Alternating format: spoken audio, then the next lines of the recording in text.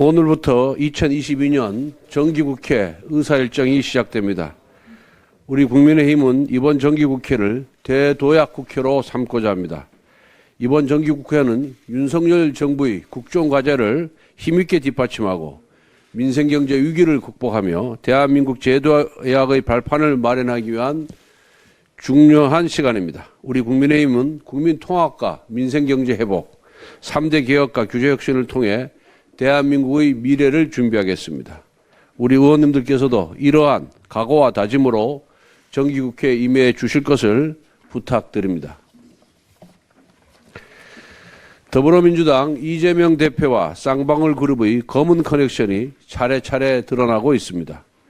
쌍방울이 발행한 100억 원 규모의 전환사채를 페이퍼 컴퍼니 2곳이 사들였습니다.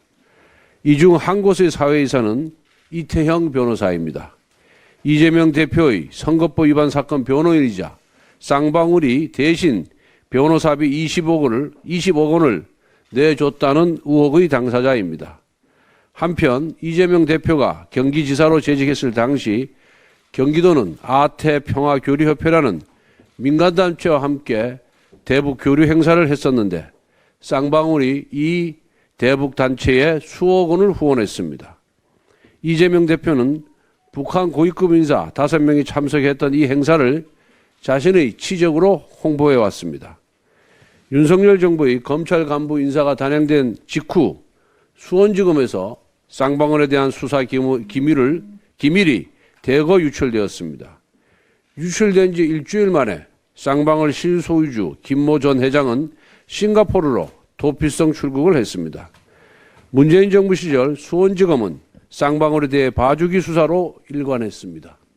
그러다 지검장이 교체되자마자 수사 기밀을 쌍방울에게 걸렸습니다. 특히 검찰의 수사 기밀을 몰래 넘겨받은 법무법인에는 이태영 변호사가 있습니다. 쌍방울과 이태영 변호사의 각종 의혹과 범죄적 행각은 결국 하나의 점으로 모일 수밖에 없습니다. 바로 이재명 대표입니다. 쌍방울은 변호사비 대납 비용의 출처이고 이태영 변호사는 의혹의 당사자이기 때문입니다. 지금 제기된 의혹은 하나같이 파렴치한 것들 뿐입니다. 횡령, 배임, 뇌물, 증거인멸 등등입니다. 야당 대표와 관련된 일련의 사건들이 범죄 스릴러 영화와 같습니다. 살아있는 형법 교과서라고 해도 과언이 아닙니다. 이재명 대표는 국민적 의혹 앞에서 성실하게 입장을 밝혀야 합니다. 죄가 있다면 법의 심판도 받아야 합니다.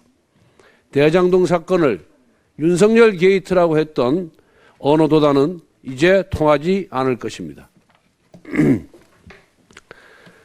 방송통신심의위원회는 설립 초기부터 같은 방송사가 같은 종류의 심의기준 위반을 반복하는 경우 제재 수위를 높여가는 내부 합의 기준을 갖고 있다고 합니다.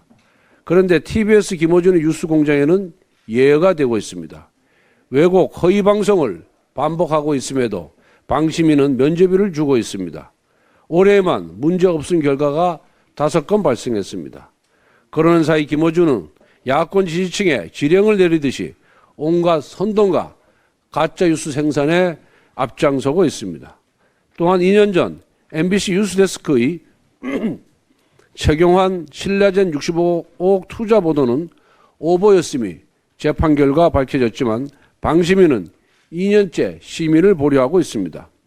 민주당이 장악한 방심위는 노골적인 내 편 봐주기 심의로 공정성과 객관성을 잃었으며 방송심의 본연의 직무마저 유기하고 있습니다. 이에 우리 국민의힘은 민주당 추천 방심위원과 방심위 사무처에 대해 직무 유기 혐의로 정식 고발하겠습니다. 방심위는 민간기구이지만 법률에 따른 벌칙 적용 시 공무원으로 볼 수 있다는 규정이 있습니다.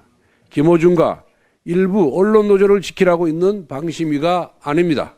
국민을 위한 방심위가 되어야 합니다.